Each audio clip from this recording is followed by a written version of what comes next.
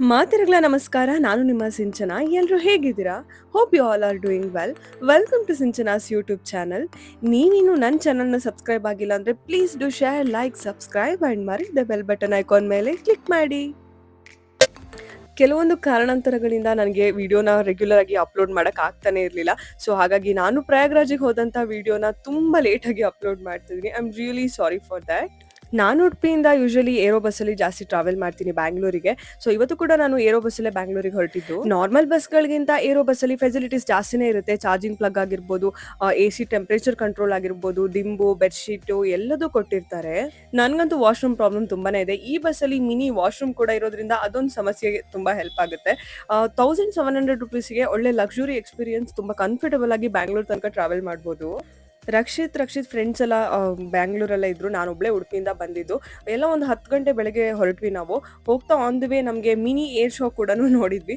ಅವಾಗ ಬ್ಯಾಂಗ್ಳೂರಲ್ಲಿ air show preparation ನಡೀತಿತ್ತು. ಸೊ ಫ್ಲೈಟ್ಸ್, ಹೆಲಿಕಾಪ್ಟರ್ಸ್ ಎಲ್ಲ ಫ್ಲೈ ಆಗ್ತಾ ಇತ್ತು. ಒಂಥರ ಏರ್ ಶೋ ದರ್ಶನ ಕೂಡ ಆಯಿತು ನಮಗೆ. ಆನ್ ದ ವೇ ಹೋಗ್ತಾ ಒಂದು ಹೋಟೆಲ್ ಹತ್ರ ಸ್ಟಾಪ್ ಮಾಡಿದ್ವಿ. ಬಿಕಾಸ್ ಆ ಹೋಟೆಲ್ ತುಂಬಾನೇ ಅಟ್ರಾಕ್ಟಿವ್ ಆಗಿತ್ತು. ಅದಕ್ಕೋಸ್ಕರ yes, it is a flight hotel ಅಂತಾನೆ ಹೇಳ್ಬೋದು. ಹೋಗ್ತಿದ್ದಂಗೆ ಫಸ್ಟ್ ನಮಗೆಲ್ಲ ಬೋರ್ಡಿಂಗ್ ಪಾಸ್ ಕೊಟ್ಟರು. 1000 ರುಪೀಸ್ ಒನ್ ಬೋರ್ಡಿಂಗ್ ಪಾಸಿಗೆ. ಅದು ನಾವಲ್ಲಿ ಒಳಗಡೆ ಏನು ಫುಡ್ ತಿಂತೀವಿ ಅದರಲ್ಲಿ ಅದು ರೆಡಿ ಆಗುತ್ತೆ ಅಷ್ಟೇ. ರಿಯಲ್ ಆಗಿರುವಂಥ ಒಂದು ಏರ್ ಇಂಡಿಯಾ ಫ್ಲೈಟ್ನೇ ತಗೊಬಂದು ಇಲ್ಲಿ ಲ್ಯಾಂಡ್ ಮಾಡಿಸಿದ್ದಾರೆ. ಅಂದರೆ ಏನು ಇದು ಮೂವಿಂಗ್ ಏನಿಲ್ಲ, ಜಸ್ಟ್ ಲ್ಯಾಂಡ್ ಮಾಡಿಸಿ ಇಟ್ಟಿದ್ದಾರೆ ಅಷ್ಟೇ. ಹೋಟೆಲ್ ಅಂತೂ ಕಂಪ್ಲೀಟ್ ಒಂಥರ ಮಿನಿ ಏರ್ಪೋರ್ಟ್ ಥರನೇ ಮಾಡಿದ್ರು. ಡಿಪಾರ್ಚರು, ಅರೈವಲ್ಲು ಅಂತೆಲ್ಲ. ನಾವಂತೂ ಪ್ರಯಾಗ್ರಾಜ್ಗೆ ಕಾರಲ್ಲಿ ಹೋಗ್ತಾ ಇರೋದು. ಸೊ ಹಾಗಾಗಿ ಫ್ಲೈಟ್ ಜರ್ನಿ ಒಂದು ಎಕ್ಸ್ಪೀರಿಯನ್ಸ್ ಆಗಲಿ ಅಂತ ಹೇಳ್ಬಿಟ್ಟು ಈ ಹೋಟೆಲ್ಗೆ ಬಂದ್ವಿ. ಒಳಗಡೆ ಇಂಟೀರಿಯರ್ ಕೂಡ ಅಷ್ಟೇ ಸೇಮ್ ಫ್ಲೈಟ್ ಒಳಗಡೆ ಹೇಗೆ ಇಂಟೀರಿಯರ್ ಇರುತ್ತೆ ಹಾಗೆ ಇತ್ತು. ಎಮರ್ಜೆನ್ಸಿ ಎಕ್ಸಿಟ್, ಕುತ್ಕೊಳ್ಳೋಕ್ಕೆ ಸೀಟ್ ಅಲ್ಲ, ಬಟ್ ಟೇಬಲ್ ಒಂದು ಮಿಡಲ್ ಹಾಕಿದ್ರು ಅಷ್ಟೇ.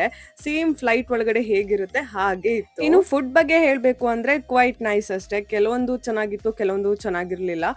ಬಟ್ ಏನು ಮಾಡಂಗಿಲ್ಲ. ಸ್ಟೇಟ್ ವೈಸ್ ಸ್ಟೇಟ್ ಚೇಂಜ್ ಆಗ್ತಿದ್ದಂಗೆ ಟೇಸ್ಟ್ ಕೂಡ ಚೇಂಜ್ ಆಗ್ತಾ ಹೋಗುತ್ತೆ ಅಲ್ವಾ. ಸೊ ಹಾಗಾಗಿ ನಾವು ಅದಕ್ಕೆ ಅಡ್ಜಸ್ಟ್ ಆಗಬೇಕು ಅಷ್ಟೇ. ಇವತ್ತು ನಾವು ಪ್ರಯಾಗರಾಜಿಗೆ ಹೋಗ್ತಾ ಇದೀವಲ್ಲ, ಫ್ಲೈಟ್ ಯಾರು ಬಿಡ್ತಿದ್ದಾರೆ ಗೊತ್ತಾ? ನಾವು ಹೋಗ್ತಿರೋಂಥ ಫ್ಲೈಟಿಗೆ ಇಬ್ರು ಬ್ರಿಲಿಯಂಟ್ ಪೈಲಟ್ಸ್ ಬಂದಿದ್ದಾರೆ. ಪೈಲಟ್ಸ್ ಕಡ್ಕೊಂಡು ನಾನು ಪ್ರಯಾಗರಾಜ್ ರೀಚ್ ಆಗ್ತೀನಿ ಅನ್ನೋದು ನನಗೆ ಕ್ವಶನ್ ಮಾರ್ಕ್. ಪೈಲಟ್ಸ್ ಯಾರು ತೋರಿಸ್ತೀನಿ ನೋಡಿ. ರೆಡಿ ಹೋದಣ ಯಾಪನ್ ಪೇ ಯಾವೆನ್ನೊಂದು ಅಲ್ಪಡ ಫ್ಲಾಪ್ಸ್ ಉಂದ ಫ್ಲಾಪ್ಸ್ ಮಲ್ಪೆ ಫ್ಲಾಪ್ಸ್ 3 ಈ ಸೈಕಲ್ ಉಡುಪಿನೇ ಯಾರಿಗೆ ತುಂಬಡ ಫ್ಲಾಪ್ಸ್ ಪುರ ತಿರ್ಗಲ್ಲ ಬರೋಂದಲ್ಲೇ ನೋಡ್ ಬಾಬು. ಇಂಜಿನ್ ಸ್ಟಾರ್ಟ್ ಮಾಡೋದು ಹೀಗೆ, ಇದು ಹೀಗಿದ್ರೆ ಆಫ್, ಈ ತರ ಇದ್ರೆ ಹೀಗೆ ಹೇಳೋದು. ಇದು ನಾನು ವಿಡಿಯೋ ಹಾಕಿ ಯಾವನಾದ್ರೂ ಪೈಲಟ್ ನೋಡಿ. ನಿಜ ಪಕ್ಕ ಇಂಜಿನ್ ಸ್ಟಾರ್ಟ್ ಮಾಡೋದು ಹೀಗೆ, ಇದು ಹೀಗಿರುತ್ತೆ. ಇದು ಮಾಸ್ಟರ್ ಫಸ್ಟ್ ಇಂಜಿನ್ 1, ಇಂಜಿನ್ 2 ಆದ್ಮೇಲೆ ಇಲ್ಲಿ ನೋಡಿ ಸ್ಟಾರ್ಟ್ ಇಗ್ನಿಷನ್. ಈಗ ಇದು ಸ್ಟಾರ್ಟ್ ಇಲ್ಲ ಮಿತ್ತು ಮಲ್ಪೋಡಲ್ಲ ಸೀಟ್. ಆಲ್ರೆಡಿ ಆಕ್ಸಿಲೇಟರ್ ಫುಲ್ ಬರ್ತಾರೆ. ಪೈಲಟ್ಸ್ ಎಲ್ಲ ಹಿಂಗೆ ತಿಂಡಿ ಇಟ್ಕೊಂಡು ತಿಂತಾರೆ.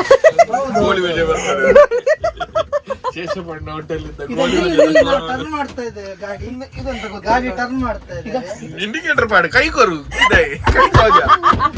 ಕೈ ತೋಜ ಕಟ್ ಹಾಕುವ ಇಂಡಿಕೇಟರ್ ಒಂದು ಇಂಡಿಕೇಟರ್ ತಾವು ಕಂಡಿಗಲ್ಲೇ ಒಯ್ಪವೇಲೆ ತಿರ್ತೊಯ್ಪು ಗ್ರಿಪ್ ಕತ್ತಮೆ ತಿರ್ತೊಯ್ಪು. ಪೈಲಟ್ ನ ಸಾಮಾನು ಆರ್ಡರ್ ಉಂಟು ತೊಗರಿ ಹೊಡೆದಂತೆ ಪೈಲಟ್ ಆರ್ಡರ್ಗೆ 50 ರೂಪಾಯಿ ಇದು ರಾಡರ್ ನಿಂಗೆ ಎಲ್ಲಿ ಹೋಗುತ್ತಂತ ಆಯ್ತಾ. ಅದಾದ್ಮೇಲೆ ಇದು ಆಲ್ಟಿಟ್ಯೂಡ್, ಎಷ್ಟು ಹೈಟ್ ಫ್ಲೈಟ್ ಉಂಟಂತ. ಇದು ನಾಟ್ ಬಿಡ್ಬಿಡು ಅಂತ ಗಾಡಿ ಬಿಡ ಆಂಡ ಫಸ್ಟ್ ವಿಂಗ್ಸ್ ಇಡ್ಬೇಕು. ಫುಲ್ ಇಡ್ಬೇಕು. ವಿಂಗ್ಸ್ ಫುಲ್ ಇಟ್ರೆ take off, ready to take off. Captain ಏನ್ ಹೋದಂಡ ಯಾವ ಸುಖ ಇಲ್ಲ ಬೋಳಿ ಬೇಡ ಸರಿ ಇಲ್ಲ. 3, 2, 1 ATC ready for take off. 1, 2, 3 full ಏನು ದುರ್ಸಿ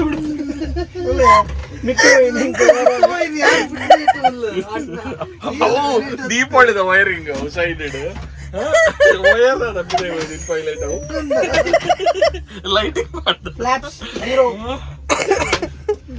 ಲೈಟಿಂಗ್ ಮಾಡ್ತಾರ. ಕೆಲಸ ಇಲ್ಲ ಇವ್ರಿಗೆ. ರಿವರ್ಸ್ ಬಿರಪೋಡಿ ಸ್ಟಾಪ್. ಇಷ್ಟು ಬ್ರೇಕ್ ಮಾಡಿ, ಪಾರ್ಕಿಂಗ್ ಮಾಡಿ, ಲ್ಯಾಂಡಿಂಗ್ ಒಂದು ಬ್ರೇಕ್. ಯಾವ ಇದು ಒಂದು ಬ್ರೇಕ್, ಮತ್ತೆ ಅದೇ ಅಂತ ಒಂದು ಪಾರ್ಕಿಂಗ್ ಬ್ರೇಕ್. ಮತ್ತೆ ಇದೆ ಅಂತ ಯಾವುದು ಇದು ಸ್ಟಾರ್ಟ್ ಅಲ್ಲ, ಎಕ್ಸಲೇಟ್ ಇದೆ ಹೀಗೆ. ಗೊತ್ತಾಯ್ತಾ. ಆಮೇಲೆ ಇದು ಲ್ಯಾಂಡಿಂಗ್ ಗೇರ್ ನೋಡಿ, ಇದು ಲ್ಯಾಂಡಿಂಗ್ ಗೇರ್ ಡೌನು, ಇದು ಅಪ್ ಬ್ಲಾಕ್ ಆಗಿದೆ. ಲ್ಯಾಂಡಿಂಗ್ ಗೇರ್ ಅಪ್ ಮಾತ್ರ ಒಂದು ತಂದು ಅಪ್ ಬೇಡ ಹುಂತುಲ ಒಂದು ಲ್ಯಾಂಡಿಂಗ್ ಲೈಟ್ಸ್ ಎಲ್ಲ ಇಲ್ಲ ಇರೋದು, ವಿಂಗ್ಸ್ ಲೈಟ್, ಲ್ಯಾಂಡಿಂಗ್ ಲೈಟ್, ಇದು ಆನ್ ಆಫ್ ಆಯ್ತಾ. ಆಮೇಲೆ ಇದು ಲ್ಯಾಂಡಿಂಗ್ ವೈಪರ್, ಇದೆಲ್ಲ ವೈಪರ್ ಟುಸ್ ಟುಸ್ ಟುಸ್ ಕಂತ ಆಗುತ್ತೆ. ಆಮೇಲೆ ಇದೆಲ್ಲ ಎಂತ ಗೈಸ್, ಇದೆಲ್ಲ ಎಂತ? ಯಾವುದು ಅದೆಲ್ಲ ಫ್ಯೂಲ್ ಪಂಪ್, ಅದೆಲ್ಲ ಇದು ಫ್ಯೂಲ್ ಪಂಪ್, ಬ್ರೇಕ್ ಅದರದೆಲ್ಲ.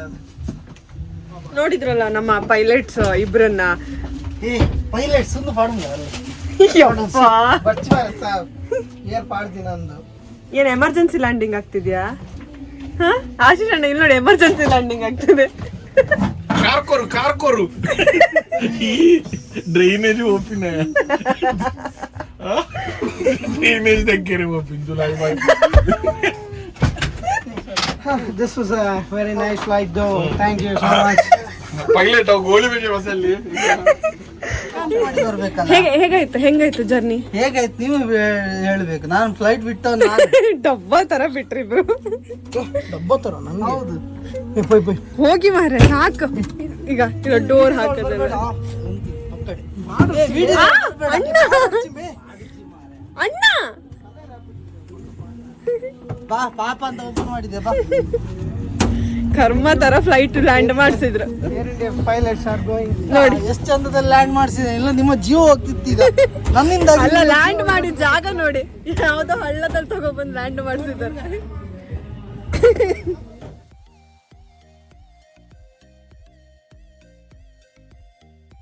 ಹಾಯ್ ಎಲ್ರಿಗೂ ನಮಸ್ತೆ. ನಿಮ್ಗೆಲ್ರಿಗೂ ಆಲ್ರೆಡಿ ಗೊತ್ತಾಗಿರುತ್ತೆ ನಾನು ಎಲ್ಲಿಗೆ ಹೋಗ್ತಾ ಇದ್ದೀನಿ ಅಂತ. Yes, we are going to Maha Kumbh Mela. 144 ವರ್ಷಗಳಿಗೆ ಒಂದ್ಸಲಿ ಆಗುವಂಥ ಕುಂಭಮೇಳಕ್ಕೆ ನಾವು ಕೂಡ ಹೊರಟಿದ್ದೀವಿ. ಯಾಕಂದರೆ ನೆಕ್ಸ್ಟ್ ಜನ್ರೇಷನ್ ಅಂದರೆ 2 ಜನರೇಷನ್ ಆದಮೇಲೆ ಅದಾಗೋದು. ಇನ್ನು ಮತ್ತೆ 144 ವರ್ಷ ಆದಮೇಲೆ ನಾವೆಲ್ಲಂತೂ ನಿಜವಾಗ್ಲೂ ಇರಲ್ಲ. ಸೊ ಇದ್ದಾಗ ಅದನ್ನ ಎಕ್ಸ್ಪೀರಿಯನ್ಸ್ ಮಾಡೋಣ ಅಂತೇಳಿ ಸಡನ್ ಆಗಿ ಪ್ಲಾನ್ ಮಾಡಿ ನಾವೆಲ್ಲರೂ ಹೊರಟಿರೋದು. ಸೊ ಮಹಾಕುಂಭಮೇಳಕ್ಕೆ ನಾವು ಹೋಗ್ತಿರೋದು ಬೈ ರೋಡ್.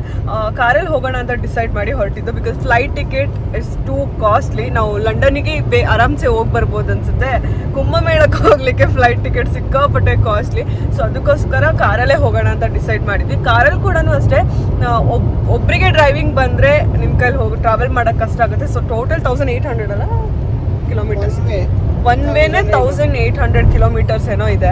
ಸೊ ಒಬ್ಬರು ಡ್ರೈವಿಂಗ್ ಮಾಡಿಕೊಂಡು ಅಲ್ಲಿ ತನಕ ಹೋಗೋಕ್ಕಾಗಲ್ಲ. ಸೊ ಮಲ್ಟಿಪಲ್ ಡ್ರೈವರ್ಸ್ ಇದ್ದರೆ, ಡ್ರೈವಿಂಗ್ ಗೊತ್ತಿರೋರಿದ್ದರೆ, ಸೊ ಸ್ವಿಚ್ ಮಾಡ್ತಾ ನಾವು ಆರಾಮ್ಸೆ ಹೋಗ್ಬೋದು. ಸೊ ಅದಕ್ಕೋಸ್ಕರ ನಾನು, ಆಮೇಲೆ ರಕ್ಷುದ್ ಇಬ್ಬರು ಬೆಸ್ಟ್ ಫ್ರೆಂಡ್ಸ್, ಆಶೀಶ್ ಅಣ್ಣ ಮತ್ತು ವಿಶ್ವೇಶ್ ಅಣ್ಣ. ಸೊ ಲೈಟ್ ಇಲ್ಲದೆ ಇಬ್ಬರು ಕಾಣಿಸ್ತಾನೆ ಇಲ್ಲ. ಸೊ ನನ್ನ ಮೊಬೈಲ್ ಮಿಸ್ಟೇಕ್ ಅಲ್ಲ. Okay, say hi guys. Hi Ashisha.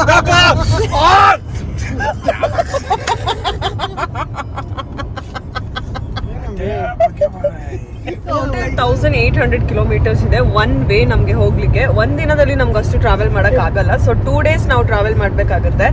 Rakshit friends ಎಲ್ಲ ಲಾಸ್ಟ್ ವೀಕ್ ಹೋಗಿ ಬಂದಿದ್ರು. ಸೊ ಅವ್ರು ಕೊಟ್ಟಿರೋ ಇನ್ಫಾರ್ಮೇಶನ್ಸ್ ಮೇರೆಗೆ ನಾವು ಇದನ್ನ ಪ್ಲಾನ್ ಮಾಡ್ಕೊಂಡು ಹೊರಟಿರೋದು.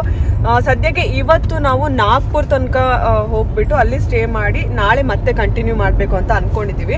ಆಲ್ರೆಡಿ ಬೆಳಿಗ್ಗೆ ನಾವೆಷ್ಟು 10:30 ಬಿಟ್ಟಿದ್ದೀವಿ ಬ್ಯಾಂಗ್ಳೂರ್ ಅನ್ಸುತ್ತೆ. ಇನ್ನೂ ಟ್ರಾವೆಲ್ ಮಾಡ್ತಾನೆ ಇದೀವಿ. ಇಲ್ಲಿ ತನಕ ಒಂದು 750 ಕಿಲೋಮೀಟರ್ಸ್ ಏನೋ ನಾವು ಹೋಗಿದ್ದೀವಿ ಅನ್ಸುತ್ತೆ.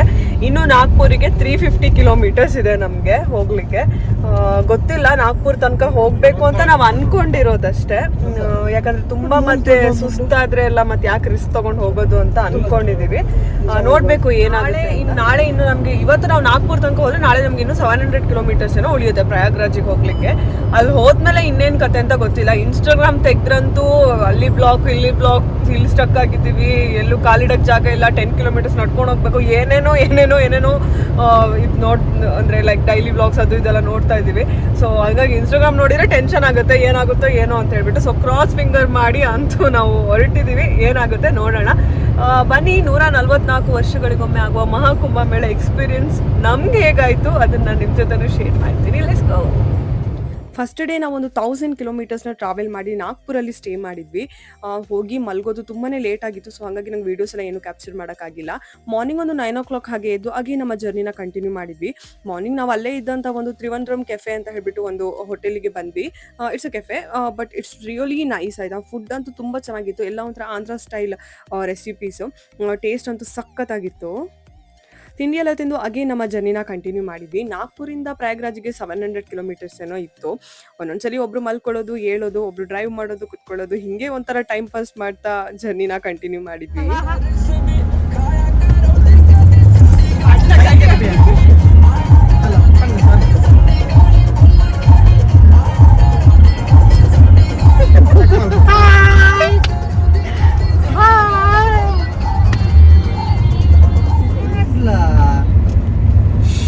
ಈಗ ಆಗ್ತಿದ್ದಾನಲ್ಲ ಈಗ ಆಗ್ತಿದ್ದಾನಲ್ಲ ನಿಂಗೆ ಸಾಂಗ್ ಎಲ್ಲ ಕತೆ ವ್ಲಾಗ್ ಮಾಡ್ಲಿಕ್ಕೆ ಬಿಡಲ್ಲ ಅವರೆಲ್ಲ, ಖಾಲಿ ಬರೀ ಡಿಸ್ಟರ್ಬೆನ್ಸ್ ಮಾಡೋರೆ. ಸಂಜೆ ಎತ್ಕೊಳತ್ತೆ ಆಮೇಲೆ ಲಾಗಂತೆ. ಹೌದಲ್ಲ, ಏನು ಕಾಂಡದ ಇದಲ್ಲ ಕಾಂಡ ಬಂಡಲ್ಲ.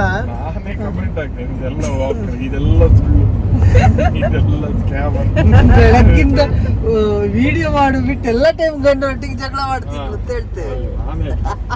ಜಗಳ ಮಾಡಿದ್ರು ಆಗ ಇಲ್ಲಲ್ಲ.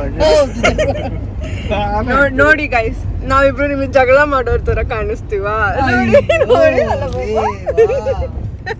ಉರಿ ಜಲಸಿ ಪೀಪಲ್ ಅಷ್ಟೇ ಇವರೆಲ್ಲ.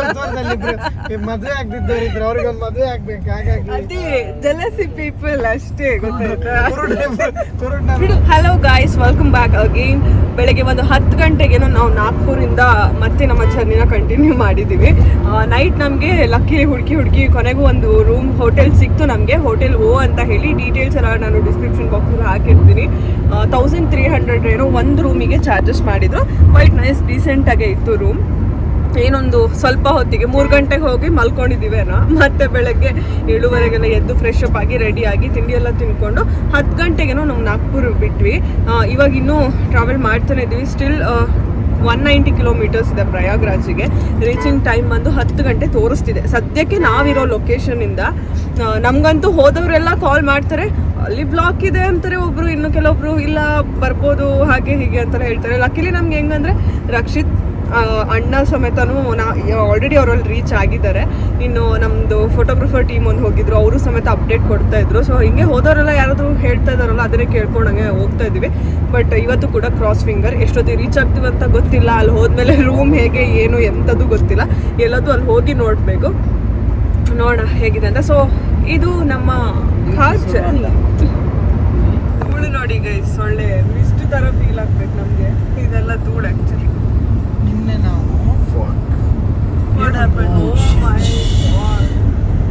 ಕೇರ್ಫುಲ್ ಆಗಿ ಡ್ರೈವ್ ಮಾಡಬೇಕು